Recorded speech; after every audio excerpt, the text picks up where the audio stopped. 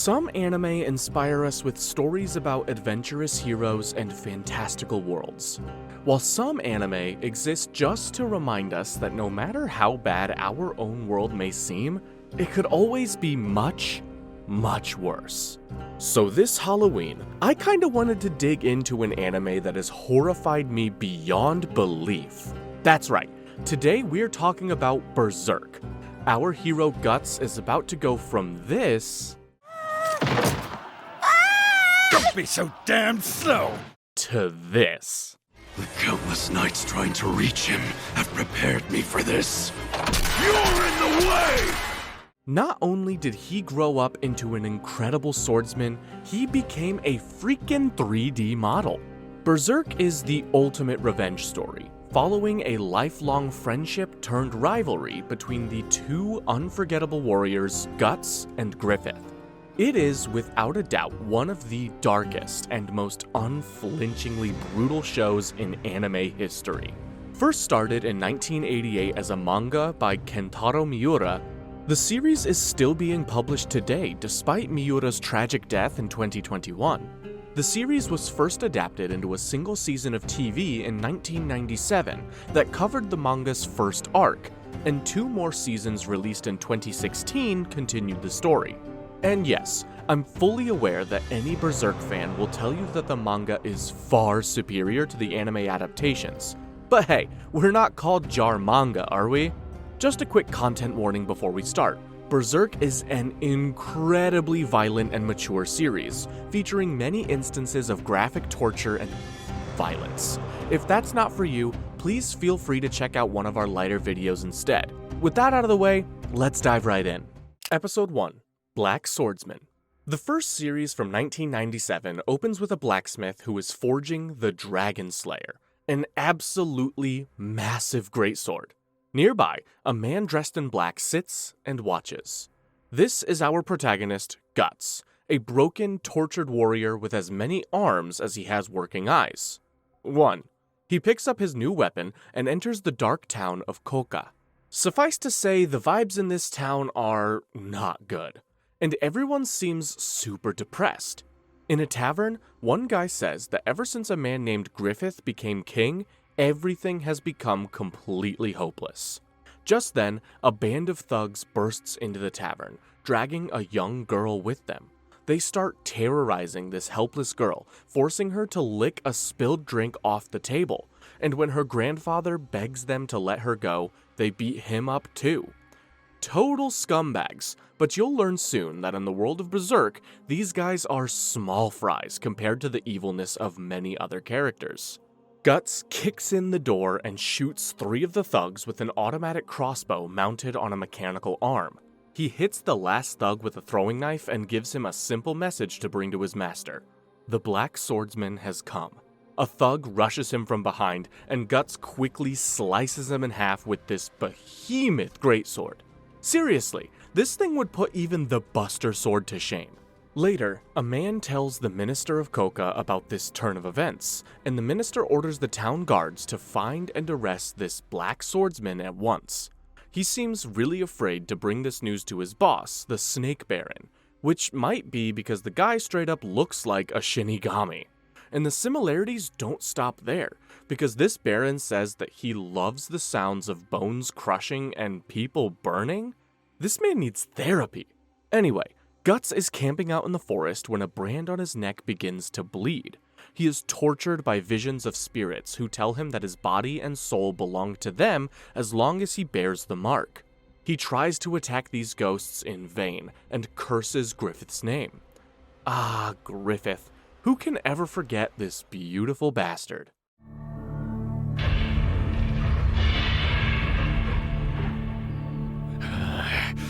Griffith. And speaking of bastards, the Snake Baron and his men burn the entire city to the ground and slaughter the townsfolk to draw out the Black Swordsman. And unfortunately for them, it works. Guts takes out a group of soldiers with his crossbow, but the Baron transforms into a giant snake monster and swats Guts away with his tail. The Snake Baron states that a human could never hope to match a being like him, but this isn't a normal human we're dealing with. Guts uses a hidden cannon in his mechanical arm to blast the Baron and slashes him with the Dragon Slayer. He then grabs a stone object that was around the Baron's neck, fires dozens of arrows into him as he begs for mercy, and leaves the Snake Baron to burn in the fires he started. Then, we jump back many years to when Guts was a much younger man and about to fight a knight twice his size. Episode 2, Band of the Falcon. In this flashback, an army is laying siege to a massive fortress.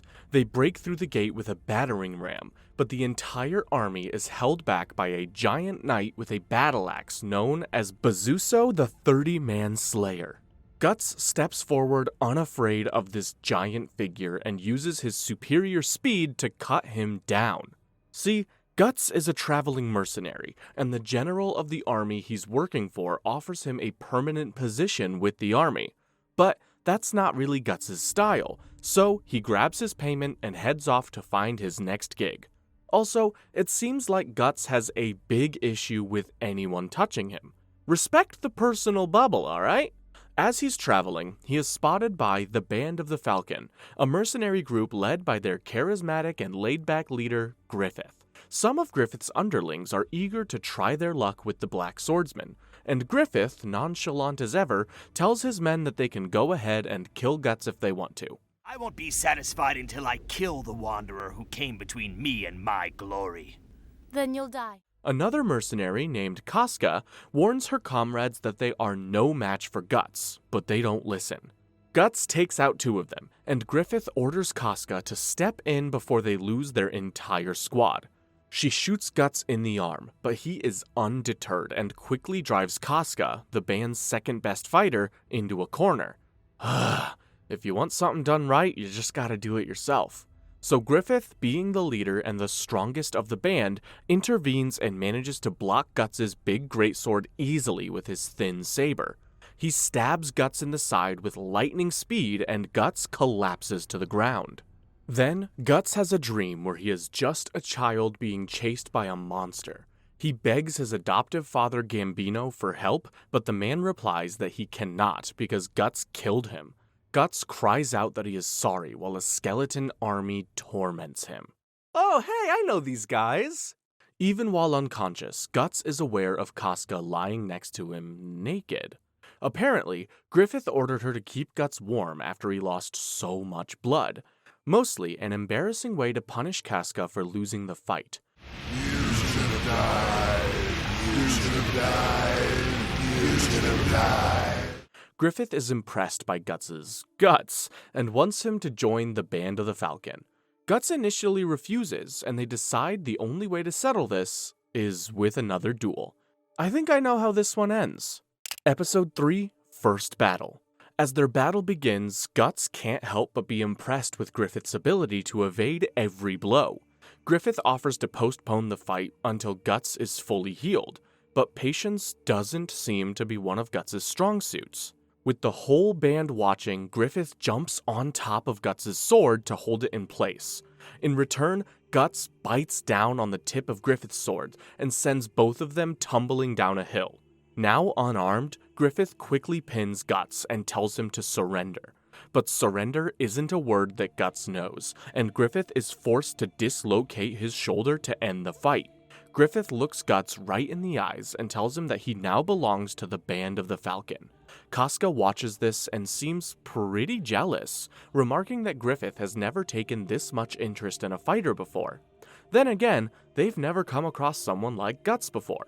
That night, the band celebrates the addition of their newest member, but not everyone is happy about adding a guy that's killed 2 of their comrades. A group of them, led by a merc named Corcus, plan to kill Guts in his sleep, but Casca stops them. Guts thanks her, and she replies that she is only acting in Griffith's best interest and doesn't give a damn about what happens to Guts. Am I sensing an enemies to lovers arc here? Later, the band is about to start their next job of raiding a nearby military camp. Griffith gives Guts the most important job of leading the rear guard. Corcus is relieved, certain that Guts will get overwhelmed by this job and get himself killed. You'll have to help all your fellow soldiers escape while containing hundreds of enemy cavalrymen on a straight road through the woods. Can you manage it? The band races into the camp, taking them by surprise and burning everything to the ground. Guts saves the life of the band's youngest member, Rickert, and turns back to hold off the camp's heavy cavalry all by himself. For a guy who didn't even want to join the band, he's really giving Employee of the Month vibes here. When Rickert reports this to Griffith, everyone thinks that surely even Guts wouldn't be able to survive against such a large force. But Griffith knows better and dispatches a team to rescue Guts. They find that Guts has single-handedly taken out almost half of the cavalry, and Griffith leads the rest of them right into a trap, blasting them away with cannons. That night, the band celebrates their flawless victory, fully embracing Guts as a member after he proved his strength and saved one of their own. Thing is, Guts isn't a partying sort of dude. He would rather sit by himself and reflect on how effective Griffith is as a leader. Then, the hulking mercenary Pippin picks Guts right up and carries him to the festivities by force. The whole band toasts Guts and he reluctantly drinks with them. Meanwhile, Corcus and Casca watch from a distance. You can already tell they know some things are about to change around here. Episode 4, The Hand of God. The next morning, Guts is back to his lonely, brooding ways when a friendly mercenary named Judo asks Guts how he's liking his new job. Guts replies that he's surprised at how loyal and committed everyone seems to be despite being a group of bloodthirsty thugs. Judo says this is all thanks to Griffith, who is a beloved leader that inspires all of his followers. Then, Griffith invites Guts to wash up together at a well, and pretty soon the two are having a blast, splashing each other like kids. Aww, I sure hope nothing horrifically tragic ever transpires between these two.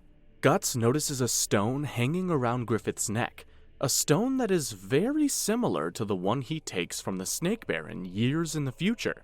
Griffith explains that it is a Beirit, also known as Egg of the King. Apparently, whoever owns it is destined to rule the world in exchange for their own flesh and blood, or at least that's how it was explained to Griffith, but even he doesn't really know how the thing works. Despite being the humble leader of a mercenary band, Griffith dreams of ruling his own kingdom with the Band of the Falcon serving as his personal army.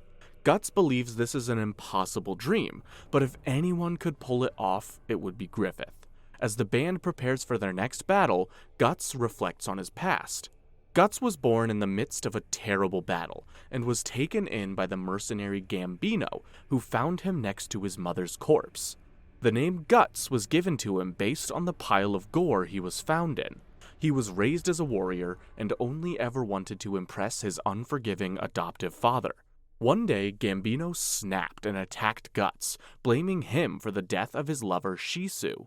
Now, Shisu died of the plague, and it had absolutely nothing to do with Guts, but that doesn't matter to this crazy old mercenary, who gave Guts a scar across his nose. I got the enemy commander! I won the entire reward! The meat. Huh? Where's the meat to feed my dog? Guts was forced to fatally stab his father figure in self-defense and flee the mercenary camp while injured. All he has ever known his whole life is killing. Damn! This guy really needs therapy. I have a feeling I'm going to be saying that a lot in this show, though. 3 years go by with Guts fighting for the Band of the Falcon, and he is soon promoted to the captain of the Falcon's Raiders. The band gains skill and infamy while fighting for the Kingdom of Midland in their 100-year war against the Kingdom of Tudor. They eventually become known as the Grim Reapers of the battlefield. That's impressive! Episode 5, Swordwind. After yet another victory, Casca yells at Guts for rushing straight into enemy hordes instead of following the battle plan. Griffith tells Guts not to take it personally, and that when he drew up the battle plans, he took into account the fact that Guts would probably ignore them. Now there's a good leader. Griffith is then knighted by the King of Midland for his service, and the Band of the Falcon is formally accepted as an official army division.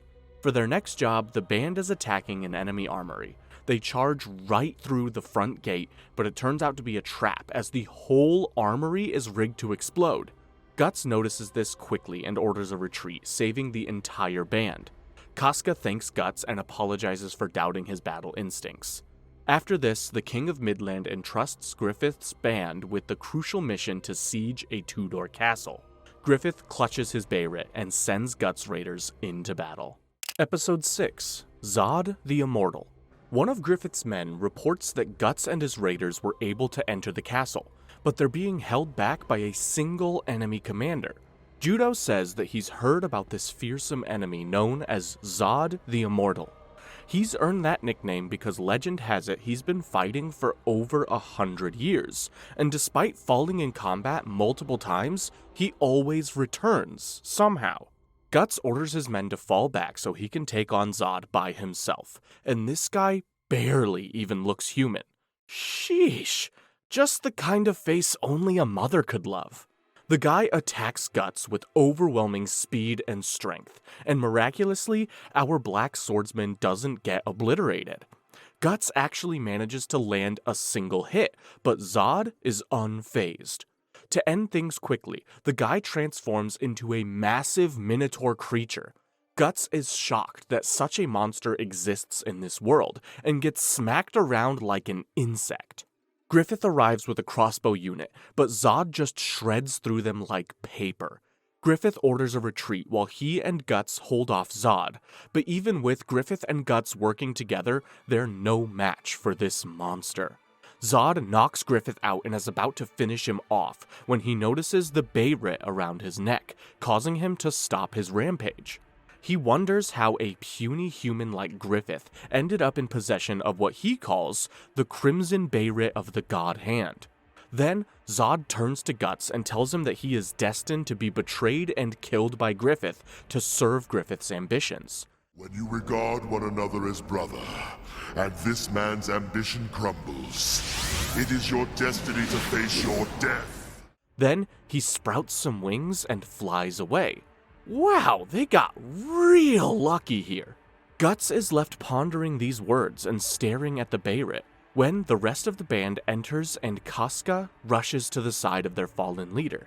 She curses Guts and blames him for endangering Griffith's life. Yeah, it's his fault they had to fight a literal demon. Jeez. Episode 7, Swordmaster. Despite taking heavy losses, the band of the Falcon did technically secure the enemy castle, earning a wounded Griffith yet another promotion from the king. While recovering, Griffith is visited by important nobles, and he takes the opportunity to do some old-fashioned schmoozing. Guts is blocked from entering Griffith's chambers by 2 castle guards, but he knocks them aside. Before he can enter, Casca punches Guts and tells him he could be ruining Griffith's political ambitions by acting this way, causing Guts to storm off and sulk some more. But the rest of the band is kind of on Guts' side. They like Griffith as the fearless leader to their merry band of mercs, not as a politician. Later, Guts is training by repeatedly swinging his greatsword, frustrated that no matter what he does, he is always berated and blamed by Casca. Griffith interrupts and asks Guts what happened after Zod knocked him out. Guts tells him that Zod recognized the bayret, but leaves out the part about Zod's cryptic warning. Nosferatu, Zod. To think that such an enormous monster really exists. Guts asks why Griffith was willing to risk his life for just a single member of his band. Griffith replies that, hey, that's just the kind of leader he is, and Guts should stop doubting how much he cares about his crew. Then, the pair are visited by the king and his shy daughter, Princess Charlotte. Griffith immediately takes notice of Charlotte and catches her when she trips. Ooh, is this love at first sight? Nah, with Griffith, it's likely more of a political opportunity at first sight kind of thing. The next task for the Falcons is their toughest yet. They must take a heavily fortified stronghold that is only accessible via a single bridge that spans a raging river. Episode 8, Conspiracy. In the dead of night, the Falcons set up a series of ropeways to transport their troops and weapons across the river. Griffith and the main force act as a distraction on the bridge while Guts and his raiders sneak in the back. The operation is a resounding success, and the enemy commander Adon is forced to flee on a small raft. This gets Griffith another promotion from the king to the position of Count. This guy is straight up speedrunning nobility ranks. The king's younger brother Julius is not too happy about a commoner rising so high in the ranks. Julius leads the White Dragons, a military detachment that used to be the pride of Midland, before the Falcons came along. He conspires with his conniving minister Faust to have Griffith accidentally killed by a stray arrow while providing a personal escort to the king on a hunting party. Yeah, we've reached the part where it's okay to assassinate political rivals. Fan-freaking-tastic! Episode 9, Assassination. Working guard duty for the king and his buddies while they hunt foxes isn't exactly Guts' idea of an exciting mission, but it gives Griffith the perfect opportunity to get closer with Charlotte. She's never even ridden a horse before, and Griffith offers advice and comfort to the frightened princess.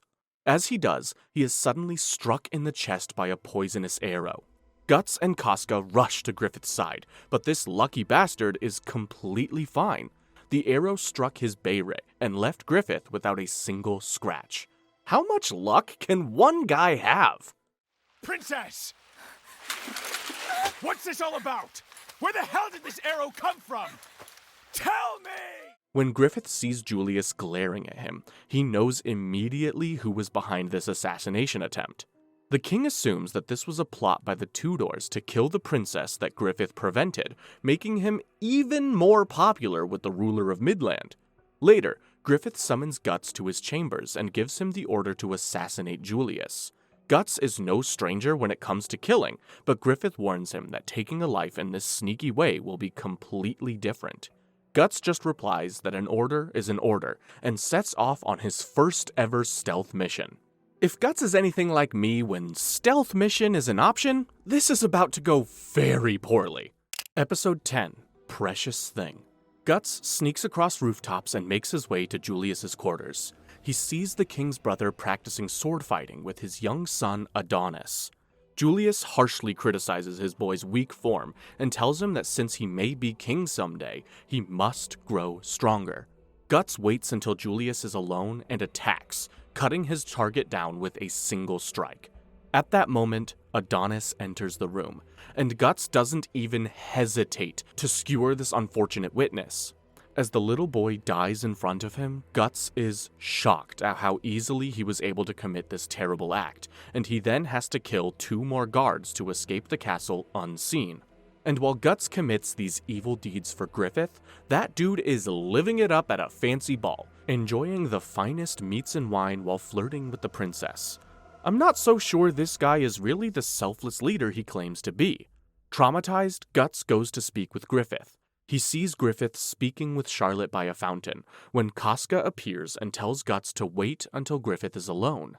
Listening to the conversation between Griffith and the princess, the two hear their leader say he does not consider any of the Falcons to be his friends, and that a true friend would chase his own dream instead of blindly following someone else's orders. God damn! I'm no leader myself, but I'm pretty sure that's no way to talk about people that are literally willing to kill and die for you.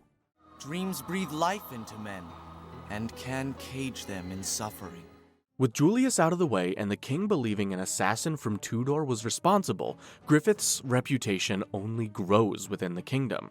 He soon becomes known as the Guardian Angel of Midland and begins to prepare for a battle that would finally end the 100-year war with the Tudor kingdom.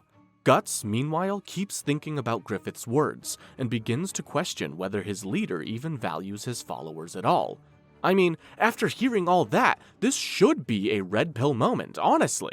Episode 11, The Battle. As they prepare for battle, Princess Charlotte gives Griffith a keepsake that belonged to her late mother, the Queen. It's one part of a set, and Charlotte has the other half, so he promises to make it back unscathed to reunite the two. Charlotte begs Casca to watch over Griffith during the battle, but her wicked stepmother, the new queen, tells her she can never end up with someone who was born a commoner. Personally, I'd say Griffith is a lot of things, but common isn't one of them. I mean, look at that snow-white hair. Doesn't look very common to me. Anyway, the band of the Falcon is tasked with leading the charge toward the enemy capital of Doldrey. During their first skirmish with the Tudors, Casca is taunted by the misogynistic enemy commander Adon, who says that the only way she could have risen so high in the Falcons is by sleeping with Griffith. Casca is enraged and attacks the commander, but she seems pale and off her game. Guts steps in and knocks down the commander, but Casca suddenly faints and falls off a cliff, with Guts diving right after her. The two fall into the river below, and the Falcons claim victory despite losing their two strongest fighters. Guts drags Casca to shore and manages to resuscitate her, but she is feverish and won't wake up. Guts then uses his own body to keep her warm while they wait out a torrential rainstorm in a cave. That's sweet! Episode 12, Together. Casca finally wakes up and thanks Guts for saving her life by throwing a knife at his head. To be fair, waking up naked in a cave is a pretty unsettling experience, and Guts kinda deserves it, because he goes on to say that women are too emotional and this is why they don't belong on the battlefield. Nobody belongs on the battlefield, bro, but I'd say she's doing a pretty good job so far. Guts asks Casca why she joined the Falcons in the first place, and she tells him about her past. She grew up in a small farming village that was ravaged by the war. One day, a nobleman was traveling through the town when he saw Casca and offered to buy her from her parents. They agreed, and the nobleman immediately tried to force himself on the 12-year-old Casca. Don't worry, justice came for this bastard real quick. Griffith appeared and stopped the nobleman before throwing a sword to Casca. She held the weapon in front of her and impaled the nobleman, killing him instantly. After this, she was ingratiated to Griffith and begged him to take her with him. He allowed it, saying that everyone must choose their own path in life. Griffith, we've cleared everything out.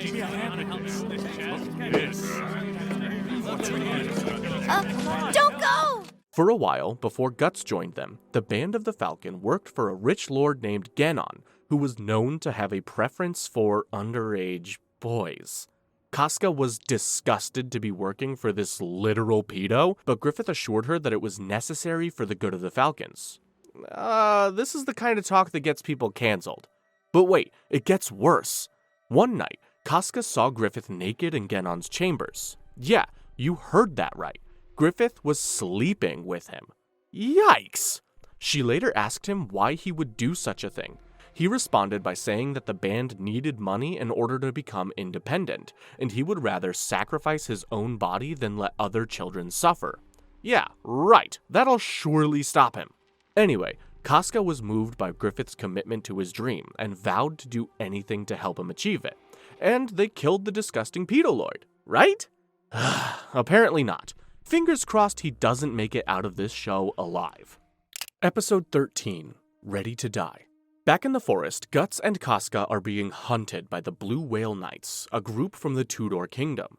Casca is still sick and struggling to even walk, so it's not long before they are surrounded by knights, led by Adon, who somehow managed to survive the battle.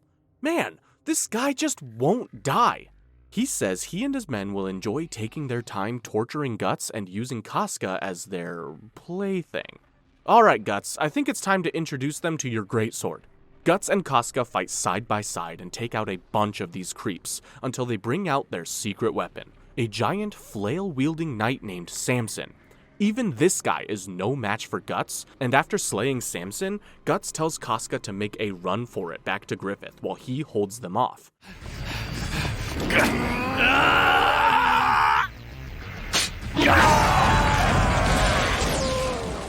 As unstoppable as this duo is, the enemy numbers are just too overwhelming. Guts is slowly being worn down, and while Casca tries to make her escape, a group of thugs soon have her pinned to the ground. Episode 14, Bonfire of Dreams. The soldiers taunt Casca while holding her down, but they've picked the wrong woman to mess with. She grabs a piece of wood and drives it into a soldier's neck, and the rest are taken out by Judo and some Falcons who arrive just in time. Casca leads the search party back to where she left Guts and finds him surrounded by dozens of corpses. Seriously wounded, but still breathing. Back in camp, a doctor tells Guts he is too wounded to participate in any more battles, but he's not gonna listen to that nonsense. Griffith has already left for a war council, but apparently he was the one who insisted on sending a search party. So he does care about them. Or at least about what they can do for him. Those two are key to the Hawks. I will not give them up. Griffith said that? Judo gives Casca some magic medicine for Guts, and she brings it to him on a hill overlooking the camp. Guts says that everyone in the Falcons has a dream they're fighting for, except for him. He doesn't necessarily care about Griffith's dream, he just fights because it's all he's ever known. Casca asks if Guts is going to leave the Falcons, and he replies that he will see this war to the end, but after that, he'll be saying their own to take on the enemy force of 30,000, and the king agrees. At the camp, Guts is playing dice with his comrades when they hear about their next mission. Guts says it doesn't matter how many men they're up against, but Casca is worried that Griffith isn't thinking clearly. It turns out the current governor of Doldrey is none other than the pedo lord Genon, and Griffith might just be looking to finally settle the score with that scumbag. I believe they will be more of a challenge to defeat than the others who have relied on their numbers and reputation. Up in the castle, Genon hears that Griffith will be leading the charge against him, and he seems really excited about this. He orders his men to capture Griffith and bring him back to Genon's chambers unharmed. Isn't he a bit old for you at this point, you sicko? Soon enough, the Falcons begin their charge, a head-on assault against the Purple Rhino Knights. They ride right up to the enemy soldiers and then immediately turn around and retreat. Genon thinks Griffith has lost his nerve and orders his men to pursue the Falcons, leaving the castle undefended. Episode 16, The Conqueror. Casca leads a sneak attack into the unguarded castle. The only one who saw this coming was Adon and his Blue Whale Knights, who are excited to get revenge on Casca and the Falcons for their last encounter. The cowardly captain fakes a surrender, only to shoot Casca with a poison arrow. She persists against the poison's effects and leaps over Adon, splitting his head in two. Finally with that bastard! Meanwhile, Guts is struggling against the commander of the Purple Rhinos. His sword snaps, and even in this situation, he recalls his fight with Zod the Immortal and knows this is nothing in comparison. And speak of the devil, Zod himself is watching this fight from up on a cliff. Ugh, I literally think he might be the devil. But it appears the devil is impressed with our MC. In respect of his strength, Zod hurls a sword to Guts that he uses to cut the Purple Rhino commander. All the enemy soldiers turn around to try and retreat. But uh-oh for them, their castle has already been captured. Everyone give a shout for victory! Griffith confronts Genon on the battlefield, and the pervert tells Griffith that he is in love with him. Griffith responds with a sword to the face. Finally! As the Falcons begin to celebrate their victory, Zod watches from afar and says the time of the Great Eclipse is drawing near, and the demon lords will soon descend. That's surely not ominous at all. Back at the Midland Castle, not everyone is jazzed about this victory. Despite the fact that Griffith and his Falcons pretty much single-handedly ended a century-long war, these haters just can't get over the fact that he was born a commoner. A group of nobles, including Minister Foss and the Queen herself, plan to poison Griffith on his return. I say good luck to them. God knows they'll need it. Episode 17, Moment of Glory. Griffith and his band return to a massive parade being thrown in their honor. Princess Charlotte is ecstatic to see her beloved knight returned unharmed, while her stepmother is busy planning his funeral. Then, Minister Foss gets a letter from Griffith, and whatever he reads absolutely enrages him. At an extravagant ball that night, the Falcons are swarmed by women and adoring fans. It's not exactly Guts' thing, so he makes a quick escape with Casca. But even the stoic Guts can't help but be shocked to see Casca looking lovely in a beautiful dress. The king makes an announcement that all of the Falcons are going to be elevated to the rank of nobility and offers a toast in their honor. A servant brings Griffith a poisoned cup of wine. The leader of the Falcons drinks from the cup and immediately collapses. Episode 18, Tombstone of Flames. With Griffith officially pronounced dead, the Queen and her conspirators celebrate the success of their assassination. Minister Foss excuses himself, and quickly the entire chamber is consumed in flames. The Queen rushes to the window and sees Griffith standing below. He tells her that the poison Foss gave him was one that temporarily stopped his heart, but even a little thing like death couldn't stop Griffith from reaching his dream. It turns out Griffith coerced Foss into sabotaging the assassination plot by telling them that if he used the real poison, Guts would hunt him down to the ends of the earth. The queen and her cronies burned to death in their own castle. Ouch! I suppose you're all used to sitting off to the side and thinking up your little plots. But this is war. Griffith lets Foss go, but he has Guts kill every other person with any knowledge of the whole affair, including the men they paid to start the fire. Griffith asks Guts if he resents him for always making Guts do his dirty work, but Guts says that dirty work is basically the only thing he's good for. Griffith returns to the Falcons alive, and they surround him in tears. Time goes by, and eventually, Guts is ready to make his exit from the Falcons. He sneaks out in the dead of night, but Casca catches him leaving and runs after him. She tells him that Griffith is closer to achieving his dream than ever and begs him to stay. But Guts responds that the weight of Griffith's dream is crushing him, and it takes a lot to crush a guy this big. Episode 19, Separation. I guess he decided to stay for one more night, because the next episode starts with Guts saying his goodbyes to Corcus and Judo. Corcus is his usual petty self and says that if they ever meet on the battlefield again, Guts had better watch his back. Yeah, sure, bud. We're all so scared. Judo asks Guts if his leaving has anything to do with his feelings for Casca. Shocked, Guts replies that everyone knows Casca is in love with Griffith, but Judo says Griffith is so obsessed with his dream that he will never have space for a normal relationship. That's not why Guts is leaving, though. He respects Griffith so greatly that he wants to find his own dream and finally be able to call the man his friend and equal. Right as he's about to leave, Griffith draws his sword and reiterates that Guts belongs to him. If Guts wants to leave, he'll have to beat Griffith in a fight, same as before. Instead of just explaining to Griffith that he's doing this so they can be friends, Guts agrees, and the two face off. In a single strike, Guts shatters Griffith's sword and says farewell to his former leader. Griffith is shaken by the sudden departure of his right-hand man and starts acting way out of character. Now!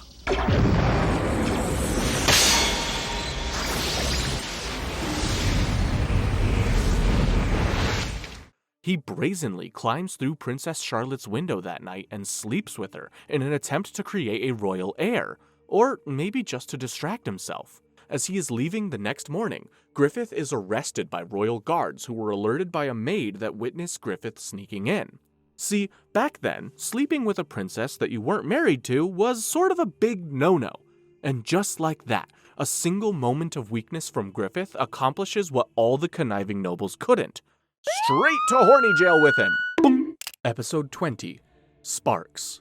A year goes by, and Guts is now living in the woods with the blacksmith Godo and his granddaughter Erica. He also joins the occasional combat festival to make some money and keep his skills sharp. I wonder if the manga includes an explanation on how Guts met these kind folks, because the anime sure doesn't. One day, a man comes to Godo's shack asking for weapons to hunt down a group of bandits that have been causing trouble. A group that sounds very familiar to Guts, because they're still operating under the same name. Times have been tough for the Band of the Falcon. After Griffith's arrest, they were exiled from Midland, and now they're forced to resort to petty thievery. Feels like an overreaction to exile all the people that single-handedly ended a war and saved the kingdom. I mean, geez, it's not their fault what Griffith did.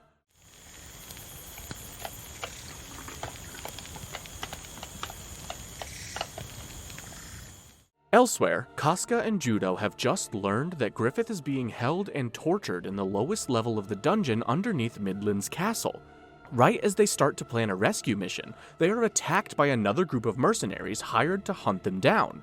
As their camp starts to go up in flames, they are saved by the sudden appearance of Guts. Our guy just couldn't stay away for long. Episode 21, Confession. Guts inspires the Falcons to stand strong against these mercenaries, and it certainly doesn't hurt that Guts can take on half of them by himself. They drive the mercs off, and everyone is giddy to see their old commander back. Except Corcus, who is still an asshole. When they brief Guts on everything that happened, he can't help but feel a little guilty that his departure triggered Griffith's downfall. Deep in the dungeon, a jailer tortures Griffith by jabbing needles in his side and branding him with burning metal. Griffith just stares ahead blankly, not reacting until the jailer grabs his bayret and throws it into a metal grate. Seems like his Egg of the King wasn't enough to get him out of trouble this time. Casca and Guts talk alone by a waterfall, and she immediately starts swinging her sword at him. She blames him for everything that has happened to the Falcons, but when Guts stops blocking her attacks and takes a stab in the arm, she falls to her knees. She understands why Guts had to leave, but the burden of leading the Falcons over the last year has been too severe, and she couldn't help but resent Guts for leaving her alone. No way. Why didn't you block that? Casca throws herself off a cliff, but a wounded Guts grabs her and pulls her back up. Casca thanks Guts for always protecting her, and she kisses him. The two then share a night together by the waterfall. Neither of these two warriors have much experience in the arena of love, but they seem to figure it out all right. When the sun rises, Casca asks Guts to rejoin the Falcons and help rescue Griffith. He agrees to join the rescue mission, but nothing more. He asks Casca to leave with him after they get their leader back, and they share another kiss. We then see Griffith's bayret floating down a river, when it finally reaches a young hobbit named Smeagol. No, I'm just kidding. It mostly seems to just spook some birds. The Falcon then form a rescue team and set out for their grand return to Midland. Episode 22, Infiltration. Who doesn't love a good old-fashioned prison break? Guts, Casca, Judo, and Pippin enter a sewer grate in a cemetery and make their way towards their leader. Terrible timing for the band's strongest members to be away though, as back at camp the Falcons are attacked by a horde of terrifying monsters. Rickert watches in horror as mercenaries all around him are devoured one by one. The rescue attempt, on the other hand, is going great, thanks to some assistance from Princess Charlotte, who still loves Griffith. In his cell, Griffith is a husk of his former self. He curses Guts for leaving him and is furious with himself upon realizing how much power a single swordsman has over him. They find Griffith completely emaciated and with his tongue cut out, leaving him unable to walk or speak. He weakly reaches up to try and strangle Guts, but Guts mistakes this as a gesture of affection and hugs Griffith. The jailer returns and locks everyone in the cell, taunting them by describing how he tortured Griffith. Save your strength. This door is 4 times as thick as you might expect. Dang, should have made it 5 times as thick.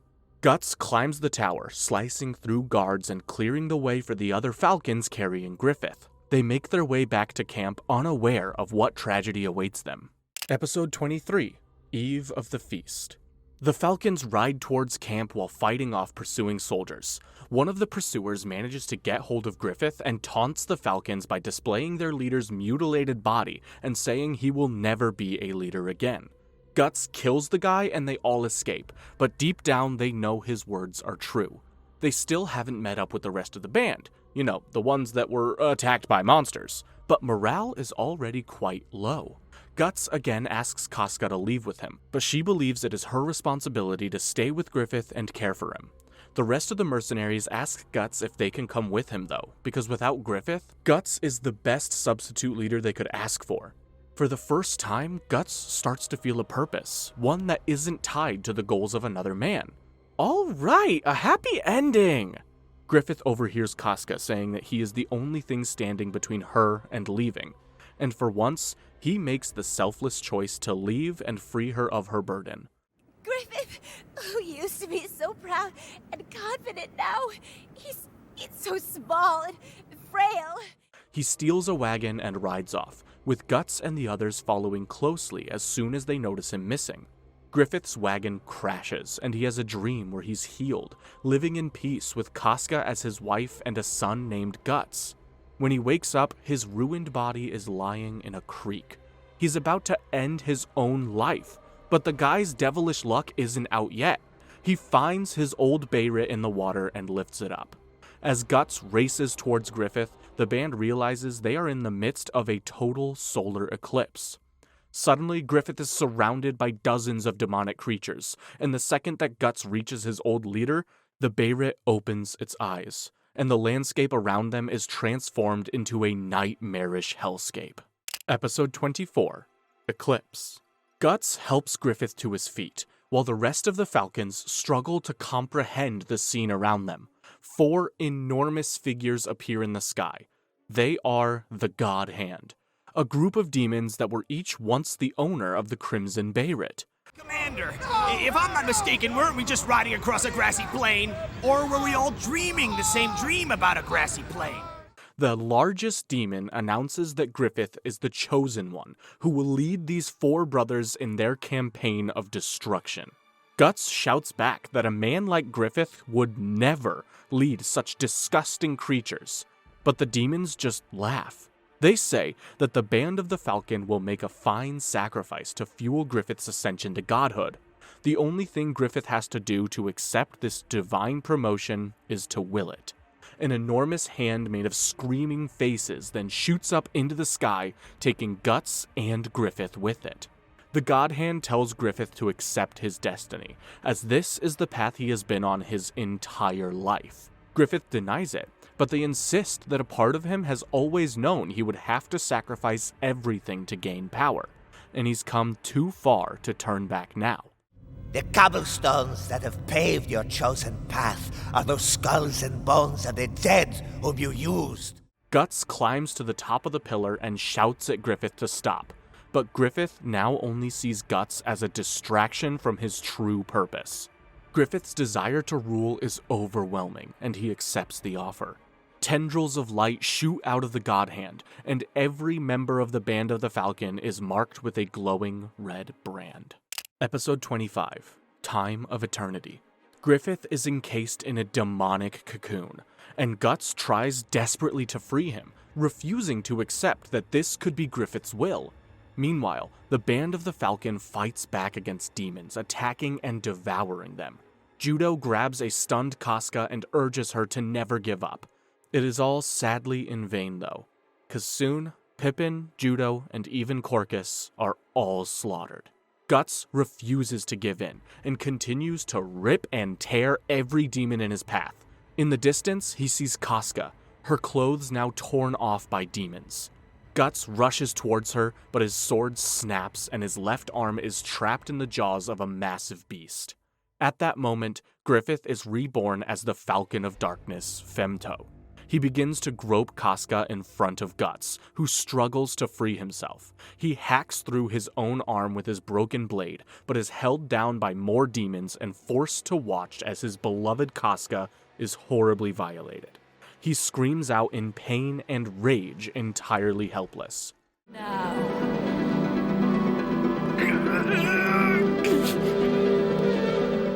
Then, in a post-credit scene, we get another look at Guts, who has now become the Black Swordsman. He picks up his Dragon Slayer sword from Godo and vows revenge on the man he once considered a friend. That brings us to the end of the 1997 series. And I gotta say, I understand why it took 20 years before we got more episodes of this story. I know I would need a serious mental health break after animating that last episode.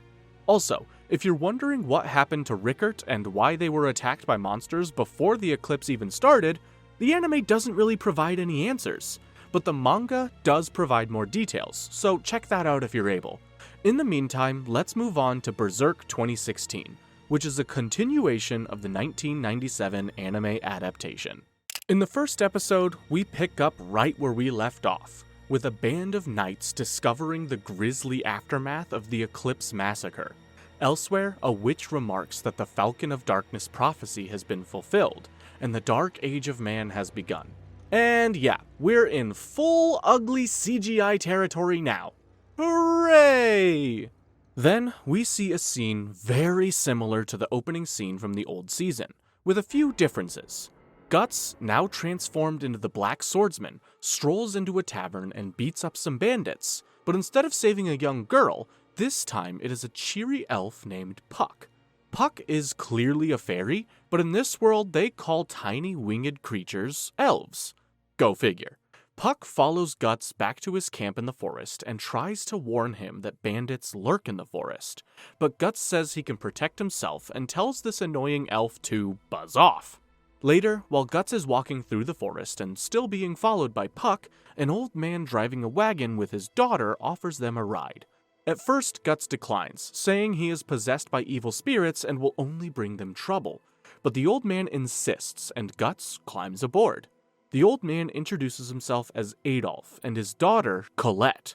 They show Guts a lot of kindness, but he's not exactly looking for friends these days and just goes to sleep in the back of the wagon.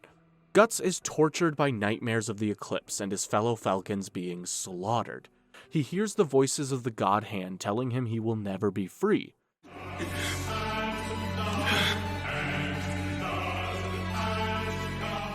Guts wakes up just in time to kill an evil spirit that was about to jump on his face.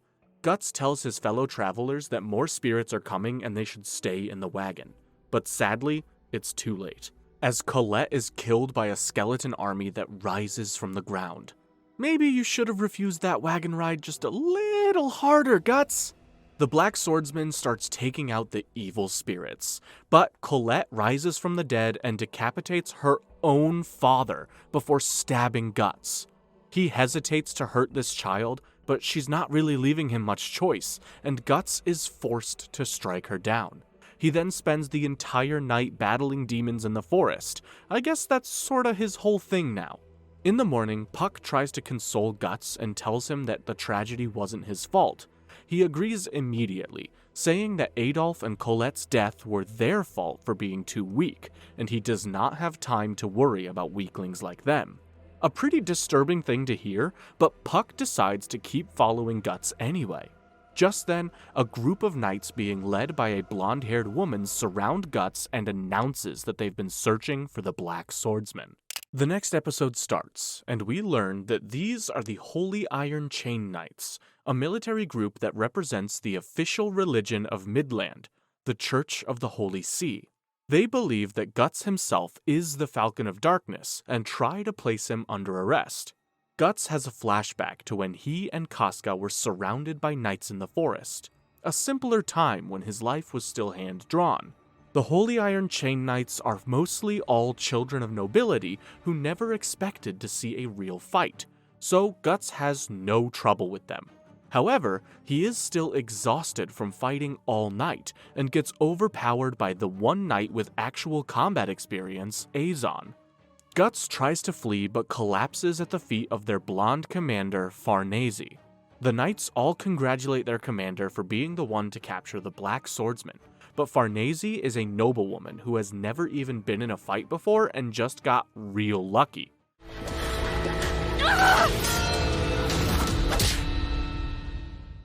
The Iron Chain Knights take Guts back to their camp where Farnese interrogates him. She asks him what happened to the Band of the Falcon and if he was responsible for the Eclipse massacre.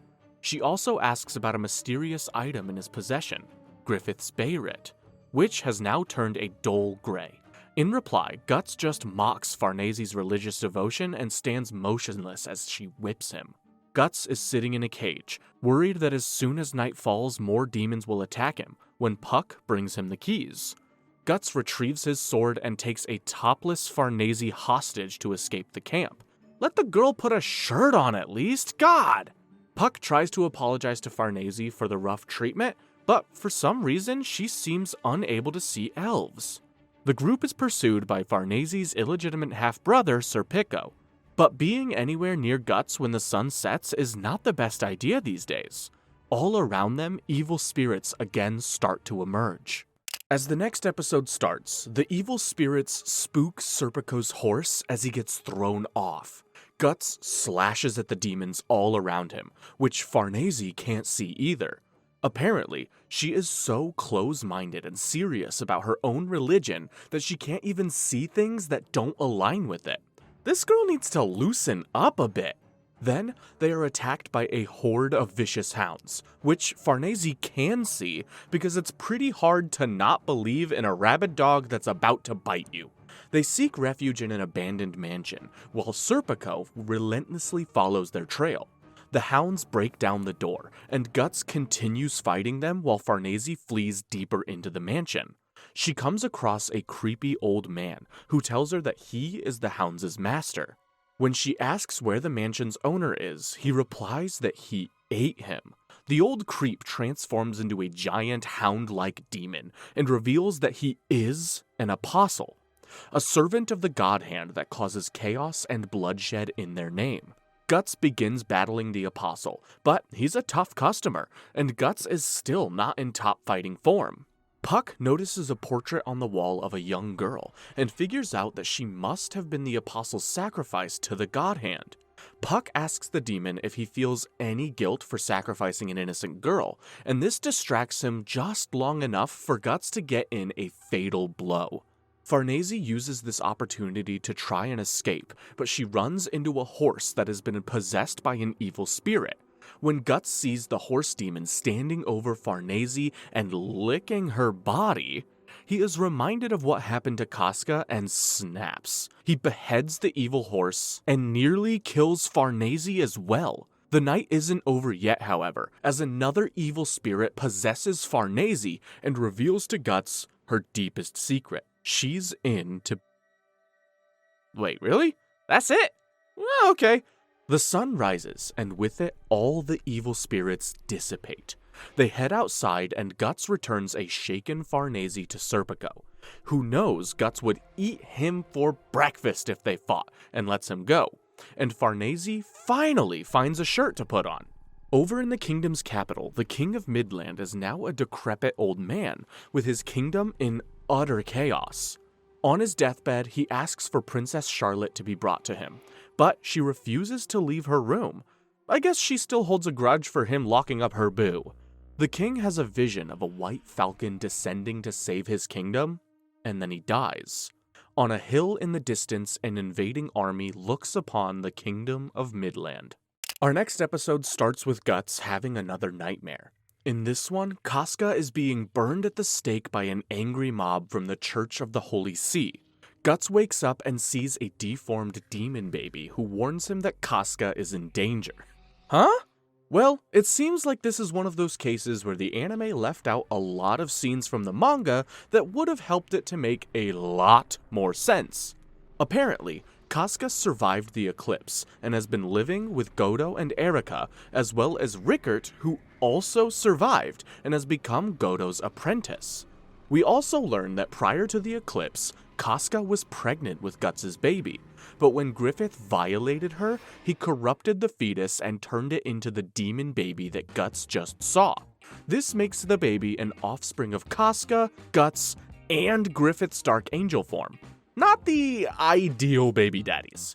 After all this, Casca was left severely traumatized, so much so that she lost her memories and reverted to an infantile mental state.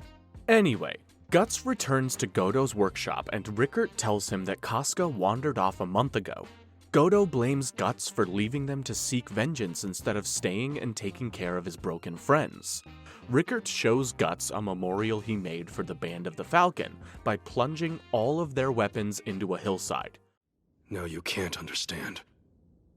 You've lived a normal life, and now you're 1 foot away from the grave with your obligations already laid to rest. This makes Guts realize that his bloody quest for revenge hasn't helped anyone but himself, and he resolves to find Casca. After they've repaired his Dragon Slayer sword and mechanical arm, Guts sets out for the town of Albion, the place he saw in his dream where Casca was burned alive. Puck stays by Guts' side because I guess he doesn't have anything better to do. Meanwhile, the Holy Iron Chains are also headed to Albion. They are escorting the Grand Inquisitor Mozgus, a man who sadistically punishes anyone who rejects the beliefs of the Holy See.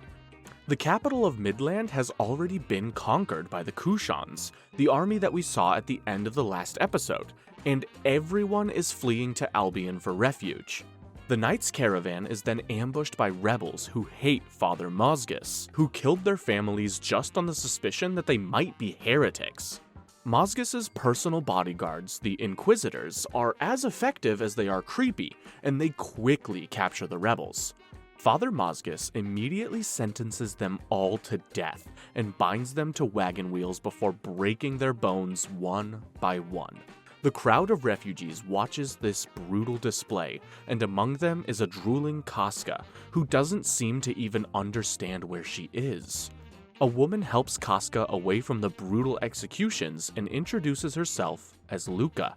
The next episode kicks off in a village on the way to Albion, where a young thief named Isidoro gets his stolen food stolen by bandits. Just a regular case of karma. As they chow down on his grub right in front of him, Isidoro reveals that he poisoned the food as a trap and slaps the weakened bandits around with some sausage links. Unfortunately for him, the bandits' friends are right around the corner.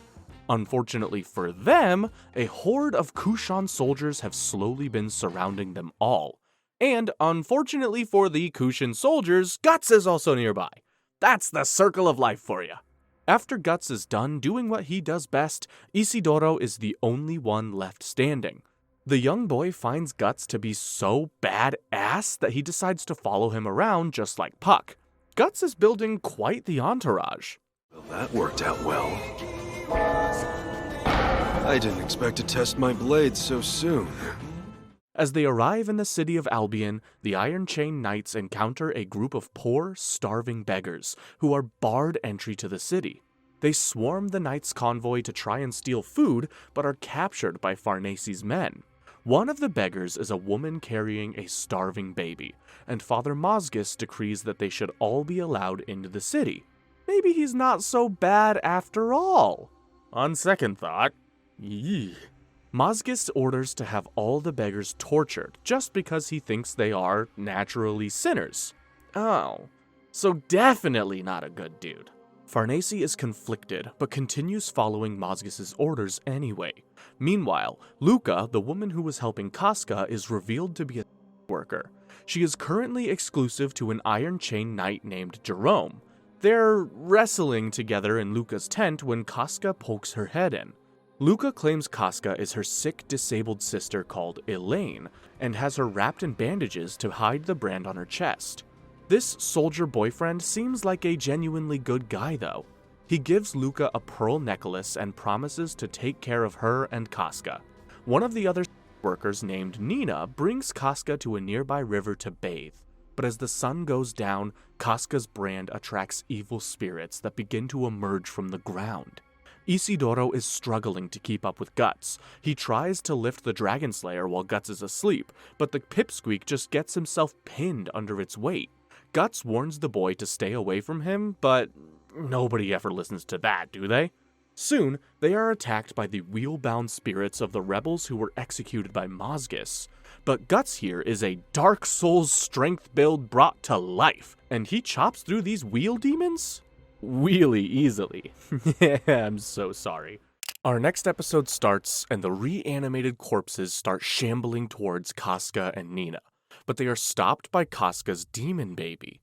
The baby pacifies the evil spirits with a single look, and they depart from the corpses they possessed. Casca sees her own monstrous child, but gets dragged away by Nina, who is completely oblivious to all of this. Once Guts is finished destroying the wheel monsters, he encounters a strange figure on horseback known as the Skull Knight. It's not the first time they've met, since the Skull Knight was actually the one who rescued Guts and Casca from the Eclipse ritual. A super important scene that both versions of the anime decided not to include for some reason. The Skull Knight warns Guts that the God Hand are planning to use the immense concentration of fear and anguish in Albion to fuel another ritual. This time, it'll be the Incarnation Ceremony, and if they complete this ritual, it will allow Griffith to regain a corporeal form. The Skull Knight tells Guts there's no way to avoid this fate, but that's certainly not going to stop Guts from trying. In Albion, Farnese can't stop seeing the faces of the tortured beggars, and decides to ask Father Mazgus if his methods are really necessary. On the way, she sees Mazgus' inquisitors playfully feeding some birds. One of them tells Farnese that they were all outcasts who Father Mazgus took in, and while they don't enjoy torture personally, they do it out of a deep sense of gratitude. Please watch this. I have a rare skin disease. The Inquisitor brings her in to see Mozgus, who is smashing his giant head against the ground as a form of prayer. Yikes! Farnese asks the Grand Inquisitor if maybe having mercy on people wouldn't make them more receptive to the whole forced religion thing. But Mozgus says their duty is to punish non-believers, no matter how unpleasant the task may be. I don't know, I'm thinking this guy is for sure taking pleasure in it. After this, Nina invites one of her customers named Joachim to come to a party with her down by the river. Sounds fun, right? But when they get there, Joachim is horrified to find this party is actually a giant, complete with a terrifying goat-headed priest. He tries to flee, but is pushed off a cliff by the cultists. It turns out Luca had followed the couple here and is watching all of this from a distance. She chastises Nina and gives her a good spanking for getting involved with such a shady crowd. What the hell even is this show? We then see Casca, who followed Luca from their camp and is about to get attacked by the cultists, when, once again, her brand summons evil spirits. The cultists get possessed and start devouring one another, before that adorable demon baby appears again and exorcises them all. Oh, look at him. The surviving cultists bow down to Casca and call her a great witch. Below them, a shadowy figure looks at the body of Joachim, who is still alive. Episode 7. Back in their camp, Casca is the most popular girl in town, as cultists keep bringing gold and jewelry as an offering to their new witchy queen. Nina, despite the fact that this is sorta all her fault, suggests that they abandon Casca, but Luca is too kind-hearted to even consider such nonsense. Just then, someone enters their tent to tell Luca that another girl named Pepe has been taken by the Inquisition. Luca rushes after them and defends Pepe, who is surprisingly not a frog. Luca is about to get whipped for intervening when Guts appears right on time. He bisects the Iron Chain Knights while Isidoro frees the prisoners and Puck heals them with elf magic. Turns out these three make a pretty good team. Luca overhears Guts asking the knights if they've seen a woman with a brand on her chest, and she tells him the woman he's looking for is in her tent at that very moment. Finally, a happy reunion. But of course, it's never that easy, and when they get back to the tent, Casca and Nina are missing. Nina ran off with Casca out of fear of the Inquisition, but the two don't make it far before running into a group of cultists. Isidoro and Puck spot the cultists returning to their hideout, but instead of telling Guts about it, they decide to follow them on their own to prove their worth. Yeah, Guts will be really impressed that you saw Casca and said nothing about it. Brilliant move, guys. So you want Guts to mentor you? You don't get it. I'm not gonna suck up to someone just to get them to teach me stuff. They realize their mistake immediately, as the naked cultists plan to cut out Nina's heart and forcibly marry Casca to their goat priest. Isidoro starts chucking rocks down at the cultists while Puck flies back to get Guts. A rock-solid plan, but the sun is setting, and you know what that means. Wacky evil spirit fun time! Meanwhile, Joachim managed to get back to town and told Farnese about the cultists' hideout. He leads her and the Iron Chain Knights down to their coven, but they find the cultists to all be possessed and bloodthirsty. Isidoro tries to make an escape with Nina and Casca, while the cultists clash with the knights, but their path is blocked by the goat priest, now transformed into a massive beast. The goat monster grabs Casca and, once again is about to violate her with this disgusting snake thingy. Give her a damn break! Fortunately, Guts arrives just in time and slices through a dozen possessed cultists with a single spin attack. Hell yeah! Now it's time for a happy reunion! As the next episode begins, the Holy Iron Chain Knights are benched and forced to watch from the sidelines while Guts does their job for them. He tells his trusty sidekicks to take Casca and Nina to safety while he finishes his business here. The goat monster reveals itself to be another apostle and bounces around the cavern with incredible speed. Guts is able to stun the beast with miniature bombs that Rickert made for him and beheads the apostle. Isidoro and Puck lead the girls to safety along a very unsafe narrow cliff. Guts tries to follow, but his path is blocked by Serpico. He's pissed, and to be fair, Guts did chop some of his fellow knights in half earlier. The narrow terrain means Guts is unable to utilize his greatsword, and Serpico is a surprisingly agile duelist. Of course, he's still no match for Guts, and our guy just straight up shatters Serpico's sword with his mechanical hand. Tell me, are you worried about those girls? My comrades were waiting for them up ahead. Serpico barely escapes by using Guts' mini-bombs against him. This might genuinely be the best a human has ever done in a duel with Guts. Besides Griffith, of course. Isidoro returns to Guts alone and tells him the Iron Chain Knights have captured Casca and Nina. Guts is enraged, but manages to calm himself down enough to not kick this pipsqueak's scrawny ass. He wastes no time and heads straight for the Inquisition's headquarters, the Tower of Conviction. As they approach the tower, the jailer leads Nina to a horrific torture chamber, and the brand on Guts' neck begins to throb. In the next episode, Nina caves before they can even start torturing her, and immediately blabs that Casca is a witch. Damn! She folded faster than a lawn chair! Father Mazgus summons Casca to his torture chamber and puts her inside an Iron Maiden. The second it closes on her, the spirits of everyone who has died in the torture chamber emerge, and they possess the gore and guts around the room to create a giant bloody blob. Oh, so that's how it is. Luca and her soldier boyfriend, Jerome, help Guts sneak into the Tower of Conviction. He finds Farnese and demands she take him to the torture chamber.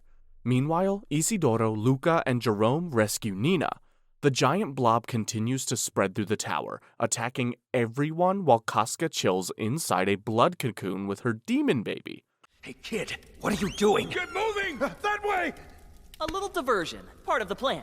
We'll use them as bait for the guards while we get away.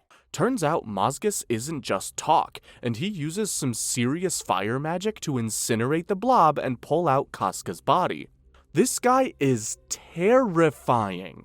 His inquisitors are beasts as well, and one starts swinging a massive ball and chain at Isidoro's group. Luca is knocked off the tower and is caught by Nina, but Luca lets go to make sure Nina doesn't get pulled off. She plummets to her demise, but gets caught by the Skull Knight. For such a scary-sounding name, this Skull Knight seems like a really good guy. Guts arrives to battle Mazgus, but he and his inquisitors all sprout wings and start flying around the tower. 7-on-1 is a little too much even for Guts, but when he sees Casca laying behind the enemies, he grips his greatsword even tighter and steels himself. Episode 10 starts with the Skull Knight getting attacked by an egg-shaped creature that snatches up Luca and rolls off. When Luca wakes up, she is in a ritual ground littered with candles and corpses. The egg tells her that it was once a human, outcast by society and forced to live in a garbage dump that later became a mass grave. Crushed by piles of bodies and on the brink of death, the man miraculously found a Beirit and became an apostle of the God Hand. He was reborn as the egg of the perfect world, destined to serve as the catalyst for Griffith's physical rebirth. Guts keeps struggling against the brutal inquisitors. Isidoro leaps onto Mazgus' back as he flies off with Casca, and Guts is able to use his arm cannon and mini-bombs to come out in a narrow victory. The tower starts to shake, and all around it, chaos begins to erupt.